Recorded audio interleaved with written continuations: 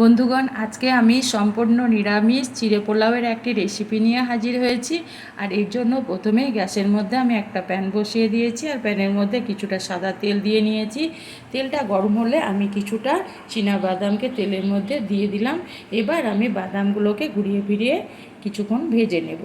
এবার আমি এই বাদামের সঙ্গে দিয়ে দিলাম আরও 4টে কাজু বাদাম আর বাদামকে আমি বেশ কিছুক্ষণ নেড়ে চেড়ে ভেজে নেব।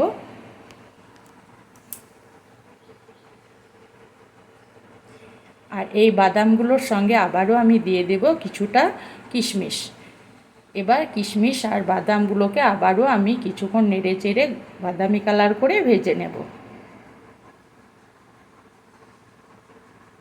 কিশমিশ বাদাম আমার ভাজা হয়ে গেছে। এবার আমি এগুলোকে নেড়ে চেড়ে কড়াই থেকে বা প্যান থেকে উঠিয়ে নেব।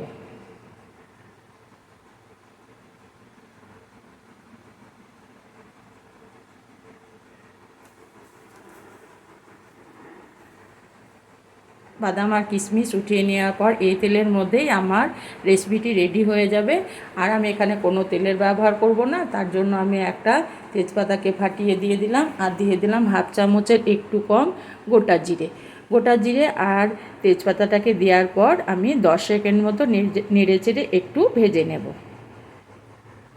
এবার আমি এখানে দিয়ে দেব একটা মিডিয়াম সাইজের আলুকে কুচিয়ে নিয়েছিলাম, আর একটা ছোট সাইজের গাজর, সেটাকে ধুয়ে আমি কুচিয়ে নিয়েছিলাম ছোট ছোট করে। এবার এই গাজর আর কুচনো আলুকে আমি তেলের মধ্যে কিছুক্ষণ নেড়ে চেড়ে ভেজে নেব।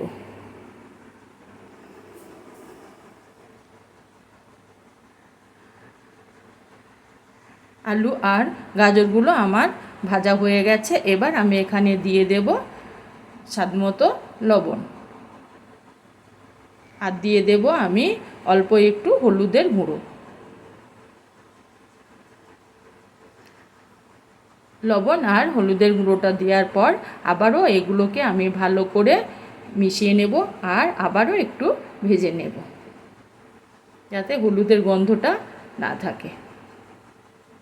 এবার এটাকে আমি কিছুক্ষণ ঢাকা দিয়ে ভাজবো। 3-4 মিনিট পর আমি ফিরে এলাম, আর এবার আমি এখানে দিয়ে দিলাম একটা কুচনো কাঁচা লঙ্কাটাকে দেওয়ার পর আবারও আমি আলু আর গাজরগুলোকে কিছুক্ষণের জন্য নেড়ে চেড়ে নেব, আর চেক করে নেব আলু সেদ্ধ হয়েছে কি না। যেহেতু আমি ঢাকা দিয়েছিলাম সেহেতু তাড়াতাড়ি আলু গাজর সেদ্ধ হয়ে গেছে। আমি হাত দিয়ে আবারও একটা চেক করে নিচ্ছি, পুরোপুরি সমস্ত আলু গাজর সেদ্ধ হয়ে গেছে।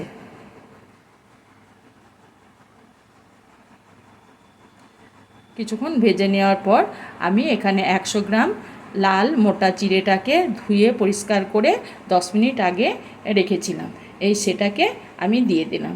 এখানে আমি মিহি চিড়েটা ব্যবহার করিনি, আমি সে মোটা চিড়েটাকে ব্যবহার করেছি। আর এর সঙ্গে দিয়ে দিলাম যে ড্রাই ফ্রুটসগুলো আমি ভেজে রেখেছিলাম সেগুলোকে দিয়ে দিলাম। এবার সমস্ত উপকরণগুলোকে আমি কিছুক্ষণের জন্য, আর গ্যাসটা এই অবস্থায় একদম আমি কমিয়ে দিয়েছি। এবার আমি এগুলোকে নেড়ে চেড়ে কিছুক্ষণের জন্যে কম আঁচে আমি এগুলোকে ভেজে নেব। আর এই ভাজতে ভাজতে আমি দিয়ে দিলাম 1 চামচ চিনি আর 1 চামচ ঘি। চিনি আর ঘিটা দেওয়ার পর আবারও আমি নেড়ে চেড়ে কিছুক্ষণ ভেজে নেব।